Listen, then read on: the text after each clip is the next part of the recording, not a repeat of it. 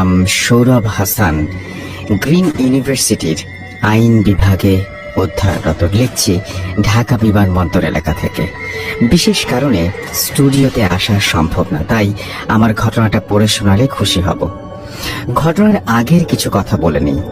এবারের রোজার ঈদে গ্রামের বাড়ি রাজবাড়ি গিয়েছিলাম পরিবারের সবার সঙ্গে ঈদ করতে। ভালোভাবে ঈদ উদযাপন শেষ করলাম। ঈদের ঠিক একদিন পর অর্থাৎ 5 মে সকাল 8টায় আমার ছোট চাচা প্রাইভেট কারে অ্যাক্সিডেন্ট করেন। খবর পাওয়া মাত্রই আমরা চিকিৎসার জন্য আমাদের পার্শ্ববর্তী জেলা ফরিদপুরের কোনো এক হাসপাতালে যাই। সঙ্গত কারণেই নামটা বলছি না, তবে রাজবাড়ি ফরিদপুরের বিচক্ষণ শ্রোতারা ইতোমধ্যেই হাসপাতালটা অনুমান করতে পেরেছেন সম্ভবত। আমি ঘটনায় চলে যাই।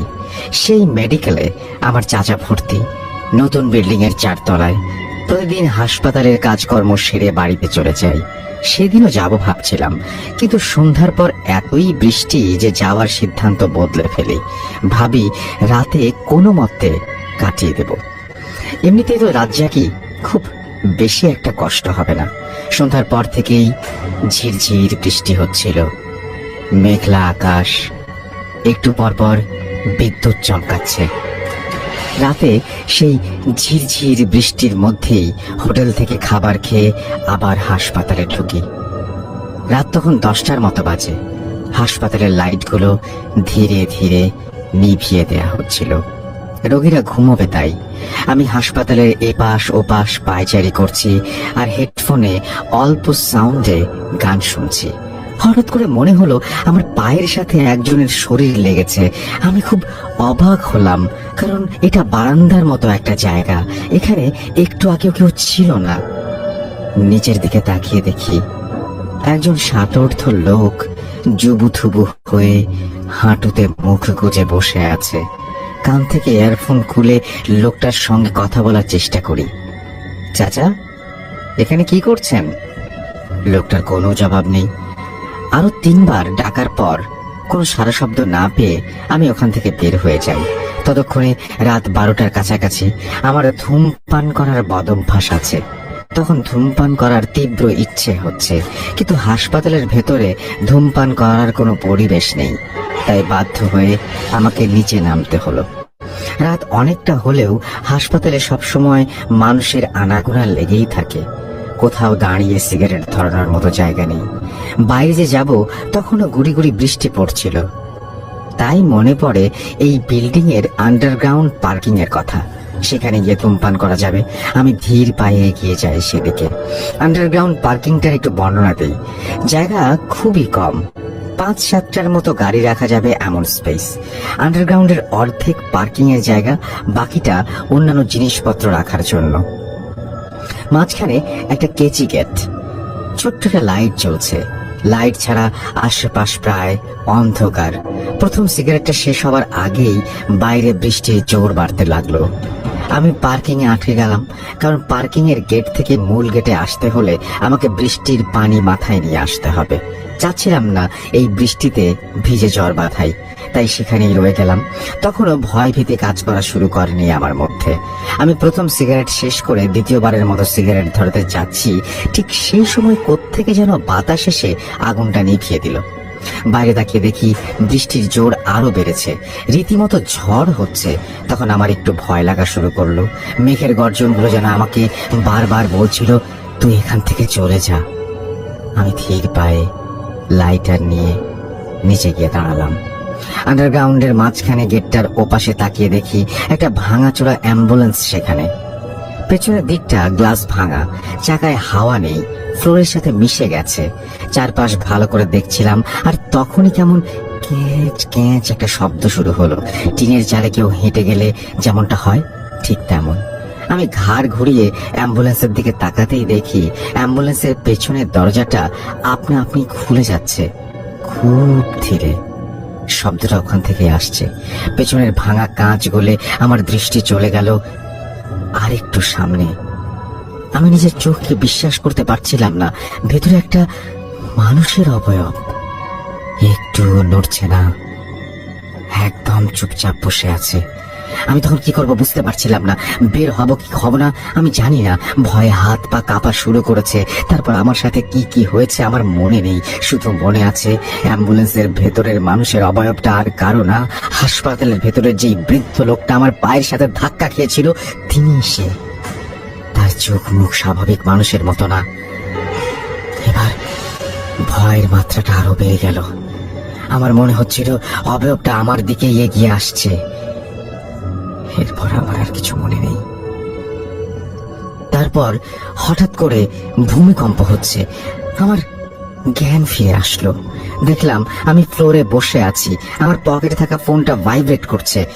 ফোন বের করে দেখি আমার চাচি কল করেছে। আমি যতটা সম্ভব কণ্ঠ স্বাভাবিক রেখে কথা বললাম। জিজ্ঞেস করলো এতক্ষণ ফোন রিসিভ করিনি কেন। আমি বললাম ঘুমিয়ে পড়েছিলাম নিচে, আসছি এখনই ওপরে। তারপর আর কোথাও তাকাইনি, সোজা দৌড়ে হাসপাতালের ভেতরে চলে যাই। ঘড়িতে তাকিয়ে দেখি রাত 2:30টা বাজে। হঠাৎ আমি প্রায় 2.5 ঘন্টার মতো সেখানে ছিলাম। ঘটনা এখানেই শেষ।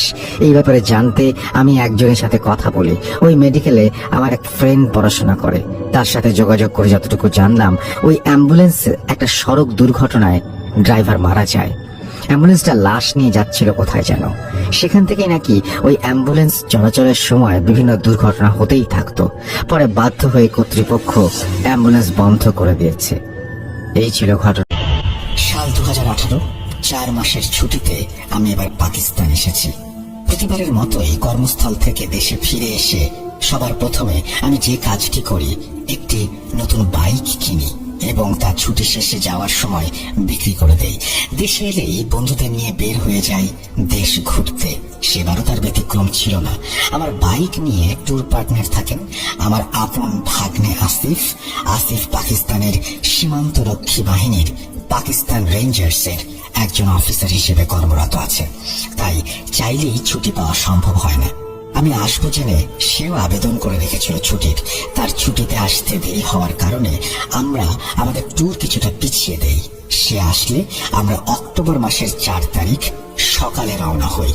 এটি ছিল একটি দীর্ঘ ট্যুর। আমরা সব মিলিয়ে সেবার 4 জন ট্যুরমেট ছিলাম। আমি যেহেতু করাচির বাসিন্দা ছিলাম, তাই পথটি ছিল দীর্ঘ। আমাদের গন্তব্য ছিল পাকিস্তান চীন সীমান্তের সর্বোচ্চ উঁচু স্থান, নাম হলো খুনজেবার পাস। এটি সমুদ্র পৃষ্ঠ থেকে 4993 মিটার উচ্চতায় অবস্থিত এবং কারাকোরাম পর্বতমালায় অবস্থিত। খুনজেরার পাসটি ছিল কারাকোরাম হাইওয়ে দ্বারা সংযুক্ত। করাচি আমার বাড়ি থেকে 1900 কিলোমিটার দূরে। যথারীতি আমরা প্রায় 1.5 দিন বাইক চালানোর পর আমাদের গন্তব্য থেকে মাত্র 140 কিলোমিটার আগে একটি স্থানে যাত্রা বিরতি করি।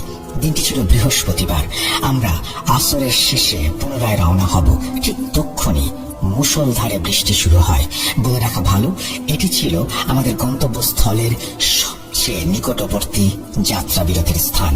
বিরতি শেষে আমরা যখন বের হব, তখন হোটেল মালিক আমাদের কোথা থেকে এসেছি এবং কোথায় যাব জানতে চাইলে আমরা তা বলি, এবং তিনি তা শুনে আমাদের যা বলেন তা শুনতে আমরা মোটেও প্রস্তুত ছিলাম না। তিনি বললেন এখান থেকে 5 থেকে 7 কিলোমিটার পরেই পাহাড়ি আঁকাবাঁকা রাস্তা ও জঙ্গল, যা এতটা ঘন যে সূর্যের আলো সময় মতো পৌঁছায় না। আমরা এখন রওনা দিলেও মাগরিবের আগে পৌঁছাতে পারবো না। তাই বললেন স্থানটি মোটেও ভালো না। এখানে যারা যাতায়াত করছে সবাই কোনো না কোনো খারাপ অভিজ্ঞতা সঙ্গে নিয়ে এসেছে। বাবা, তোমরা আমার ছেলের মতো। আজ রাতটা আমার হোটেলে থেকে যাও, কাল না হয় ফজরের সময় রওনা দিও। আমরা যেহেতু সবাই বয়সে জওয়ান, তাই সেই হোটেলের মালিকের কথা উপেক্ষা করলাম, কারণ এমন ভ্রমণ আমরা আগেও করেছি। যথারীতি আমরা রওনা দেই। আকাশে মেঘ, তখনও গাড়ি নেই এই পথে। হালকা ঝিরিঝিরি বৃষ্টি হলেও তা কোনো বিশেষ সমস্যার সৃষ্টি করছে না। আমাদের রাস্তা ছিল খুবই ভালো। আমাদের পথে 2টি সীমান্ত বাহিনীর চেকপোস্ট, এবং যেহেতু আমার ভাগ্নে একই বাহিনীতে কর্মরত, তাই তেমন কোনো সমস্যায় পড়তে হয়নি। কিন্তু আমাদের আশ্চর্য করে 2টি চেকপোস্ট সামনে না যেতে অনুরোধ জানায়। তারা বলে তারা নিজেরাও প্রায় এখানে প্যারানরমাল অ্যাক্টিভিটির সম্মুখীন হয়। আমরা আগে বিষয়টিকে আমলে না নিলেও সবার বারণ আমাদের ভাবায়। আমরা ছিলাম ক্লান্ত, এত লম্বা একটি জার্নি, তার মাঝে গত 2 দিন প্রায় রাস্তায়, তাই আমরা চাচ্ছিলাম তাড়াতাড়ি গন্তব্যে পৌঁছতে। আমরা আবার রওনা করলাম। কিছুক্ষণ যাবার পর শুরু হলো আঁকা বাঁকা পাহাড়ি পথ, যার উঁচু নিচু রাস্তা চলে গেছে। তখন প্রায় সন্ধ্যা হতে চলেছে, চারিদিকে আবছা অন্ধকার। স্থানটি সংরক্ষিত এলাকা হওয়ায় কোনো বাড়ি ঘর, দোকানপাট কিচ্ছু ছিল না। আমরা মোবাইলে সময় দেখে 4 জন একটি স্থানে বাইক থামাই এবং মাগরিবের নামাজ পড়ে নেই। হালকা বৃষ্টির আমেজ তখনও থাকায় আবহাওয়া ছিল ঠান্ডা। এমন ভাবে আমরা প্রকৃতি আর নানা প্রকার আওয়াজ শুনছিলাম, ভালোই লাগছিল। আমাদের গন্তব্যে আমরা আবারও রওনা হলাম। আর তারপর আমাদের সাথে যা হলো তা আমাদের সারাটা জীবন মনে দাগ কেটে রাখবে। সবেমাত্র সন্ধ্যা হলো, নামাজ পড়ে আমরা মাত্র মিনিট 2 আসলাম। যেহেতু রাত, আঁকা বাঁকা সড়ক, আমাদের সবার বাইকের গতিও ছিল 40। আমরা একটা সোজা রাস্তা পেয়ে উপরে উঠলাম। তারপর বাঁক হয় বাম দিকে। রাস্তা প্রায় 50 থেকে 60 ফিট নিচে নেমে গেছে, আবার উপরে উঠছে। আমরা সবাই বাইকের গতি কম হওয়াতে আমাদের প্রত্যেকটি বাইক একে অপরের কাছেই ছিলাম। সবার হেলমেটেই কমিউনিকেটর ছিল। আমরা দেখলাম দূর থেকে আমরা যে রাস্তায় বাঁক নিয়ে নিচে নামবো, সেখানে আলো সাদৃশ্য কিছু জ্বলছে। আমাদের টিমে ভাগ্নের সামনে, আমি মধ্যখানে এবং শেষে আমার বন্ধুরা ছিল। আসিফকে বাইক দাঁড় করাতে দেখে আমিও দাঁড়িয়ে যাই। তারপরে একে একে সবার বাইক থামে। আমরা যা দেখি তার সাথে কোনো হিসাব মেলে না। আমরা দেখি আমরা যে বাঁক ধরে নিচে নামবো তার ঠিক নিচে একটি বিশাল জমায়েত, অর্থাৎ একটি বরযাত্রীর বহর যাচ্ছে। সেখানে প্রায় 70 থেকে 80 জনের মতো নারী পুরুষের একটি বহর, যা ছিল এমন, সামনে 2টি দলে বিভক্ত ব্যান্ড পার্টি একটি সাদা ঘোড়ায় বর আরোহণ করে আছে, পেছনে একটি সুসজ্জিত ঘোড়ার গাড়ি, সবাই বিয়ের সাজে সজ্জিত, এবং পেছনে 50 থেকে 60 জনের মতো সব বয়সী ছেলে মেয়ে, বয়স্ক নাচতে নাচতে যাচ্ছে। আমরা এটিকে স্বাভাবিকভাবে নিলেও আমাদের ঘোর কাটতে বেশি দেরি হয়নি। তারা এমন ভাবে রাস্তা ব্লক করে রেখেছিল যে পাশ দিয়ে একটা বাইকও ক্রস করার জায়গা ছিল না। এভাবে কেটে গেল 5 থেকে 6 মিনিট। আমরা সবাই লক্ষ্য করলাম সেই বরযাত্রীর বহর দেখে মনে হচ্ছে হাঁটলেও তারা ঠিক একই স্থানে অবস্থান করছিল। আমরা কিছুটা বিরক্ত হই এবং ভাবি পাশ কেটে হর্ন বাজিয়ে গেলে হয়তো সাইড দেবে। আমরা তাই করে বাইক চালিয়ে সে রাস্তার বাঁকে আসি, আর যা দেখি তা দেখে আমাদের গলা শুকিয়ে যায়। আমরা সামনে যেতেই মুখোমুখি হই একটি ভয়াবহ দৃশ্যের। বরযাত্রী বহরের সবার মাথা শরীর থেকে আলাদা এবং তা হাওয়ায় ভাসছে এমন দেখে আমাদের বুঝতে আর বাকি রইল না, আমরা খারাপ কিছুর ফাঁদে পড়েছি। আমরা সবাই ভয়ে হিম হয়ে যেতে লাগলাম। তাদের এবং আমাদের দূরত্ব 30 ফিট হবে। আমরা সবাই ভয়ে পাথর হয়ে পড়েছি। কি করব? পেছনে ফিরে যাব নাকি খারাপ কিছুর মুখোমুখি হব বুঝে উঠতে পারছিলাম না। আসিফ সীমান্ত বাহিনী হওয়ায় এবং তার ডিউটি সীমান্ত হলেও এমন ঘটনা প্রথমবারের মতো দেখছে ও। সেও ভয়ে হিম হয়ে গিয়েছিল। আমাদের টিমে আমি সবচেয়ে বড় হলেও আমি বুঝে উঠতে পারছিলাম না আমাদের কি করা উচিত। আমরা সবাই হেডলাইট অফ করে বাইকের স্টার্ট অফ করে বসে আছি একত্রে, খারাপ কিছুর অপেক্ষায়। কিন্তু আমাদের মনে সবারই অনুশোচনা হলো, কেন আমরা হোটেলের মালিকের বারণ শুনলাম না, যিনি কিনা আমাদের হাত ধরে না যেতে অনুরোধ করেছিলেন? কেন আমরা তাদের এত কাছে এলাম? সবাই যার যার মতো দোয়া দুরুদ পড়ছিল, কেন আমরা আসলাম? আমাদের সবার মনে একটি প্রশ্ন ঘুরছিল, এই রাতে এমন একটি জনমানবহীন স্থানে যেখানে 100 কিলোমিটারে কোনো বসতি নেই, কোনো মানুষের চিহ্ন নেই, সেখানে কোথা থেকে বরযাত্রী আসবে? এই ভাবতে ভাবতে আমাদের মধ্যে একজন পকেট থেকে ফোন বের করে ভিডিও করতে শুরু করে। রাত 7:13। আমাদের সবার ফোনই তখনকার সময়ের নতুন ফোন ছিল। আমরা সবাই ভিডিও করার সাহস করি। আশ্চর্য হলেও সত্যি, 4টি ফোনের কোনোটিতেই কোনো ভিডিওতে বরযাত্রীর কোনো অস্তিত্বই দেখা যাচ্ছিল না, কিংবা ভিডিও রেকর্ড হচ্ছিল না। এভাবে কেটে গেল আরো কিছু সময়। আমরা বুঝে উঠতে পারছিলাম না আমরা কি করব। আমাদের কি ফিরে যাওয়া উচিত, অপেক্ষা করা উচিত? কিন্তু এমন একটি গা হিম করা মুহূর্ত চোখের সামনে কতক্ষণ মেনে নেওয়া যায়? আমাদের মধ্যে আসিফ, আমার ভাগ্নে, বারবার বলছিল আমরা তাদের মধ্য দিয়ে চলে যাই, কিছু হবে না। কিন্তু আমি সহ আরো বাকি 2 জন আমরা তাতে রাজি হলাম না। সময় যেতে লাগলো, আমাদের মধ্যে ভয় বাড়তে লাগলো। এদিকে শরীর আমাদের একদমই চলছিল না। টানা জার্নিতে তেমন আমরা বিশ্রামের সুযোগও পাইনি একটা। এভাবে সময় পার হচ্ছিল। রাতের গভীরতার সাথে সাথে আমাদের মনে হলো আমরা সবাই যেন এক অন্ধকারে হারিয়ে যাচ্ছি। দিনে টানা রাইড করা ও বৃষ্টিতে ভেজার কারণে সবাই প্রচন্ড ঠান্ডায় জমে যেতে লাগলাম। মোবাইলের ঘড়িতে তখন রাত 10টা। এ কি আমাদের জীবনের শেষ রাত? আমার মনে হলো এটি আমাদের জীবনের সবচেয়ে দীর্ঘ ও কালো রাত। আমরা সবাই জড়ো হয়ে বসে পড়েছিলাম। আমাদের সামনে 2টি পথ খোলা ছিল। হয়তো আমরা আবার বাইক নিয়ে ফিরে যাব, নয়তো সামনে এগিয়ে এই অশরীরী বরযাত্রীর বহরকে ক্রস করে যাব। সবাই এতটা বিধ্বস্ত ছিলাম, কারো পক্ষেই বাইক চালানোর শক্তিটুকু ছিল না। পুরো সময়টিতে আমার ভাগ্নে কিছুটা অসংলগ্ন আর অস্বাভাবিক আচরণ করতে লাগলো। সে আমাদের উপর খুব রাগান্বিত ছিল এবং চেঁচামেচি করতে লাগলো।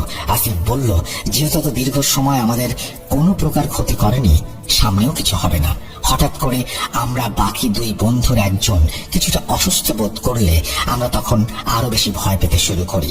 হাজার খারাপ চিন্তা মাথায় কাজ করতে থাকে। এভাবে কেটে যায় আরো 2টি ঘন্টা। তখনও সেই সময়ের মতোই বরযাত্রী বহরের নাচ, আনন্দ আর ব্যান্ড চলছে। এদিকে আসিফ আমাকে বারবার অনুরোধ করতে থাকলো আমরা যেন তাদের ক্রস করে চলে যাই। আমি ভাবলাম এভাবে আর বসে থাকা যায় না, আমাদের একটি সিদ্ধান্তে পৌঁছাতে হবে। যেহেতু আমাদের 4 জনের টিমে আমি বড়, আমার শরীর ক্রমশ হিম হতে লাগলো। আমি তখন আমার বাড়ি সংলগ্ন দরগা মসজিদের বড় হুজুরকে কল করি। আমাদের করণীয় ও বাঁচার উপায় জানতে চাই। পাহাড়ি ঘন এলাকা হওয়ায় অনেক চেষ্টার পর আমরা হুজুরকে ফোনে পাই। তিনি অত্যন্ত বয়োবৃদ্ধ একজন আলেম ও রাকি। যেহেতু পাহাড়ি এলাকা, আমি আমার যথাসাধ্য চেষ্টা করে হুজুরকে আমাদের পরিস্থিতি খুলে বলি। আমার কথা বলতেও অনেক সমস্যা হচ্ছিল। হুজুর আমাদের বললেন করণীয় 2টি। যদি সুযোগ থাকে পেছনে ফিরে আমরা যেন ফেরত আসি, নয়তো ফজরের নামাজ পর্যন্ত অর্থাৎ সূর্যোদয় পর্যন্ত অপেক্ষা করি। অতঃপর আমরা প্রায় রাত 1টা বাজে সিদ্ধান্ত নেই আমরা ফিরে আসব। কিন্তু তা ছিল আমাদের সেখানে অপেক্ষা করার মতোই কঠিন এবং কষ্টসাধ্য। আমরা সিদ্ধান্ত নেই বাইকের স্টার্ট বন্ধ রেখে আমরা আমাদের স্থান থেকে উপরে উঠে আসব। আমরা এমন স্থানে ছিলাম যা ছিল একটু উঁচু, খাড়া পাহাড় বেয়ে নিচে নেমে যাওয়া একটা বাঁক। এই স্থান হতে আমাদের আবারও সেই ভেজা খাড়া পাহাড়ে উঠতে হলো। আমাদের জীবনের সবচেয়ে কঠিন ও কষ্টকর কাজ। আমাদের সবার বাইক স্বাভাবিকের চেয়েও কয়েক গুণ ভারী মনে হচ্ছিল। এখানে বলে রাখা ভালো, হুজুর আমাদের বলেছিলেন আমরা যেন তাদের অর্থাৎ বরযাত্রীদের কোনো প্রকার বিরক্ত না করে ফিরে আসি। তাই আমরা বাইক স্টার্ট না দিয়ে শরীরের সর্বশক্তি দিয়ে খাড়া পাহাড়ে উপরে উঠে আসি। আমরা সবাই উপরে ওঠার পর সবাই পুনরায় বাইক স্টার্ট দিয়ে ফিরে যাব ঠিক করলাম। আর আপাতত সেই চাচার খাবারের দোকানে আশ্রয় নেব এবং চাচার কথা না শোনার জন্য তার কাছ থেকে ক্ষমা চেয়ে নেব। আমরা বাইক স্টার্ট করলাম। ঘটনা এখানে শেষ হলে ভালো হতো। আমরা মাত্র 15-20 সেকেন্ড বাইক চালিয়ে সামনে আসলাম। আর যেহেতু সবাই ভয়ে কম বেশি বিপর্যস্ত ছিলাম, সবাই একে অপরের গা ঘেঁষে ঘেঁষে বাইক চালাচ্ছিলাম। অতঃপর আমরা যা দেখলাম তাতে আমাদের বেঁচে ফেরার শেষ আশাটুকু হারিয়ে ফেললাম। এবার আমরা দেখলাম আমাদের থেকে 60 থেকে 70 মিটার দূরে হুবহু একই রকম একটি বরযাত্রীর বহর আমাদের দিকে ধেয়ে আসছে। তাদের সবারই একই রকমের শরীর থেকে মাথা কিছুটা উপরে ভাসছিল।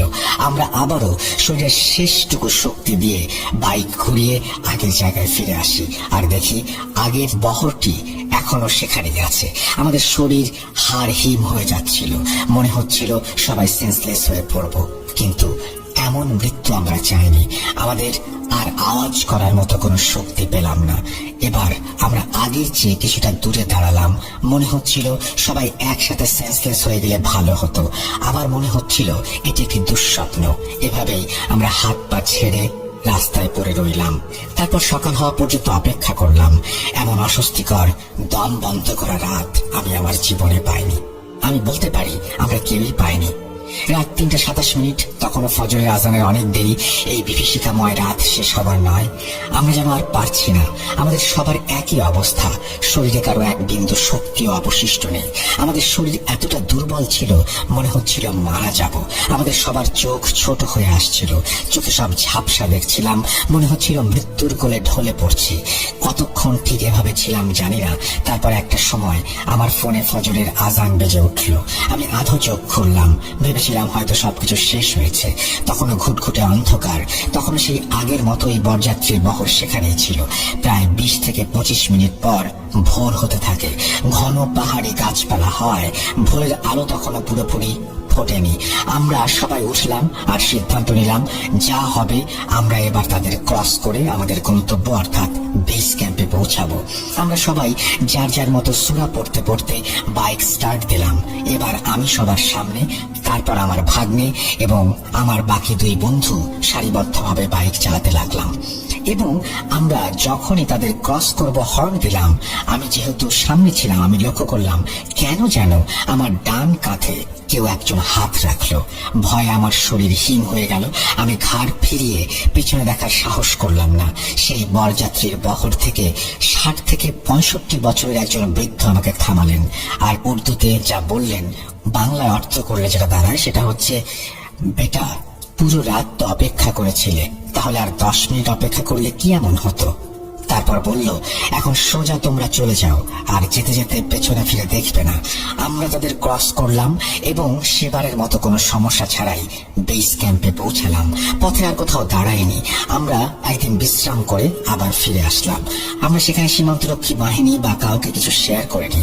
তারা আমাদের দেখে আমাদের সাথে খারাপ কিছু হয়েছে অনুমান করলেও আমরা কিছু না বলায় তারা আরো বেশি গভীরভাবে জানতে চাননি।